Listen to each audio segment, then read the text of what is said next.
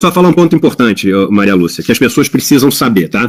Obviamente, todo mundo tem direito, graças a Deus, ainda, né, no Brasil, a ter opinião sobre o que quiser, né, e ver os fatos e poder aí tirar as suas próprias conclusões. Então, vou falar para vocês uma questão que ela tem uma parte de dado e tem uma parte de opinião. A parte de dado é a seguinte: o Banco Central, ele vai poder, a partir de agora, se tornar mais um dos especuladores do mercado. O que isso quer dizer? O Banco Central, ele pode agora ter uma carteira especulativa de títulos. Então, ele vai poder comprar do mercado financeiro, no momento onde você não tem referência de preço nenhuma, esses títulos que nesse momento viram muitas vezes títulos podres. Por que a gente chama de títulos podres? São títulos de dívida, não são títulos de propriedade de uma empresa, ou seja, uma empresa emitiu uma dívida, existe o medo que essa empresa não consiga pagar essa dívida, e hoje os donos dessas dívidas são os bancos, que fizeram uma aposta especulativa e ao longo dos últimos anos ganharam bilhões e bilhões e bilhões de reais.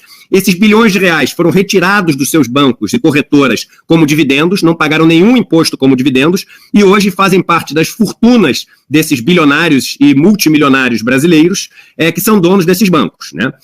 Esses bancos, num ano como esse, as apostas deram errado, porque essas empresas estão passando por um momento ruim, e ao invés de ajudar as empresas, e aí sim cobrando, né, ao ajudar as empresas, que essas empresas não demitam, que elas repaguem o governo com prioridade em relação às outras dívidas que elas têm, várias outras medidas, não. A ajuda não é para as empresas, a ajuda é isso mesmo que vocês estão entendendo, isso é um dado, tá? Isso não é uma opinião, aí depois vem a opinião.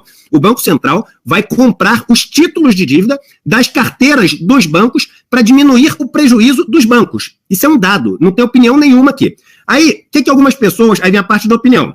Algumas pessoas dizem, não, mas isso é importante para o mercado primário ter uma referência de preço melhor. Ou seja, elas já estão assumindo que o Banco Central vai comprar no preço falso, porque se quer dar uma referência de preço melhor, vai ter que comprar no preço que não é o preço justo. E aí, isso significa fazer o seguinte, o Banco Central sou eu, é você, a Maria, o João, o Carlos, a Carol, a Maria Lúcia, somos todos nós através dos nossos impostos. Isso é o Banco Central. Nós vamos bancar os títulos do fulaninho, dono do banco XYZ, do fulaninho do banco JYX, do fulaninho, etc. A gente vai bancar o prejuízo dessas pessoas físicas, porque elas são as donas dos bancos. E aí o prejuízo delas, que poderia, né, pegar aquela montanha de dinheiro que ele tem, vai baixar um pouquinho na crise. E não vai nem baixar muito, tá?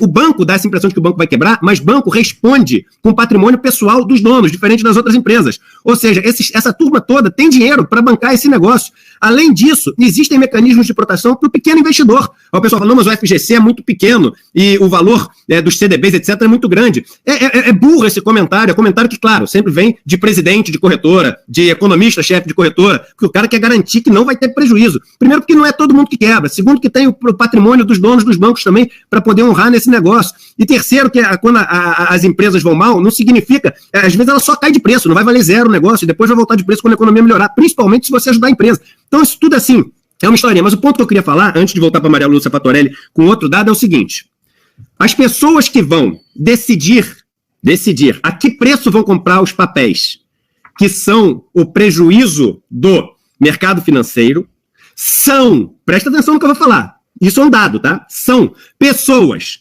que já trabalharam no mercado financeiro. O presidente do Banco Central, e não é nenhum julgamento, isso é um dado, ele era presidente de uma mesa de tesouraria de um dos maiores bancos do Brasil. O presidente do Banco Central era o presidente da mesa de tesouraria de um dos maiores bancos do Brasil. As mesmas mesas de tesouraria que estão com esses prejuízos enormes. O ministro da Economia do Brasil era dono do maior banco de investimento do Brasil. O telefone dessas duas pessoas, se você for pegar a lista de contatos, são os chefes das tesourarias, os gestores dos fundos e os donos desses prejuízos todos que estão acumulados. Essas pessoas vão coordenar a compra desses papéis. E aí eu vou só contar uma notícia para vocês. Se vocês olharem para trás, vocês vão saber que essa notícia também é um dado. Onde vocês acham que o presidente do Banco Central, os diretores do Banco Central, o ministro da Economia vai estar trabalhando daqui a uns 5 anos? Vocês acham que eles vão estar público? Ou vocês acham que eles vão estar voltando para o setor privado, exatamente para os lugares que vão provavelmente também estar devendo favores a eles agora, pelas medidas e pelas compras que eles vão fazer? Isso é uma provocação necessária. Daqui a 5 anos, onde esses caras vão estar trabalhando? Porque todos os últimos presidentes de Banco Central, todos os últimos diretores de Banco Central, quase todos os últimos ministros da Economia, trabalham hoje no setor privado, nos mesmos lugares que eles tinham a caneta para ajudar ou deixar sofrer os prejuízos que são justos por terem tomado as decisões erradas lá atrás. Nada vale mais financeiramente para essas pessoas que aprenderam a tocar a vida medindo tudo pelo financeiro do que ter o setor financeiro devendo favor para eles. Isso é óbvio, tem que ficar óbvio para todo mundo. E aí queria passar para você, Maria Lúcia, já falando sobre isso e falando também o seguinte, o governo, ele está falando o seguinte, que essas medidas que estão sendo testadas agora, os empresários começaram a pedir para já deixar depois da crise, ou seja, redução de salário, que a Unicamp fez um estudo ontem, quem ganha 5 salários mínimos vai poder ter até 62% de redução no salário. Eles estão falando o seguinte, por que a gente não usa isso como um laboratório e se funcionar, a gente deixa para depois da crise?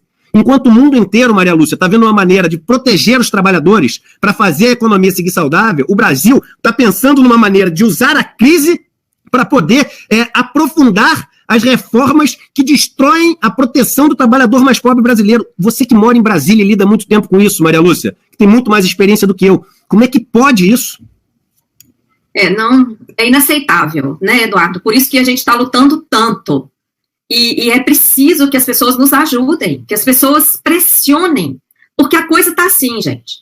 Esse escândalo que o Eduardo detalhou aí, e aliás eu tenho que agradecer, Eduardo, você está prestando um grande serviço à nação, porque você tem experiência, você foi banqueiro durante muito tempo, e você viveu lá dentro, então você fala com a autoridade de quem conhece e de quem viu que isso não presta, e veio para o outro lado, né? Então eu tenho muito orgulho da sua caminhada, da sua trajetória, e quero falar aqui de público que você está prestando um grande serviço à nação, ao explicar esse meandro. Essa PEC, gente, essa PEC 10, que traz esse escândalo que o Eduardo detalhou, que o Banco Central vai atuar como especulador, comprando diretamente, e comprando onde? Em mercado secundário. O que é o mercado secundário? É o mercado de balcão. Opera por telefone. Vocês conseguem imaginar um servidor do Banco Central comprando bilhões, dezenas de bilhões, centenas de bilhões, por quê? Não tem limite algum. A PEC não colocou nenhum limite. Vocês imaginem um funcionário do Banco Central, por telefone, fazendo compra de papel podre, livrando os bancos de parte de seu prejuízo, de seu risco. Aí alguém pode dizer, não, mas depois, se ele fizer alguma coisa errada, ele vai ser punido. Não, gente, não vai, não. Vocês sabem o que colocaram na medida provisória 930? Imunidade. A lei de improbidade administrativa, que seria exatamente um instrumento legal para impedir que esse diretor do Banco Central ou funcionário fizesse uma falcatrua contra as finanças públicas, não vai valer para o pessoal do Banco Central. A medida provisória 930 de 2020, que foi apresentada semana passada ao Senado, coloca a diretoria do Banco Central e todos os seus servidores acima da lei da improbidade administrativa. Mais uma coincidência. Eduardo, se a coisa não fosse uma atrapalhada, um crime contra as finanças públicas, para que dar imunidade para essas pessoas? Para que colocar essas pessoas acima da lei da improbidade administrativa? Então, gente, o que temos que fazer nesse momento? Fazer contato com senadores e senadoras. Dizer, nós não aceitamos que essa trapaça, porque isso é uma trapaça, passe a fazer parte da Constituição Federal.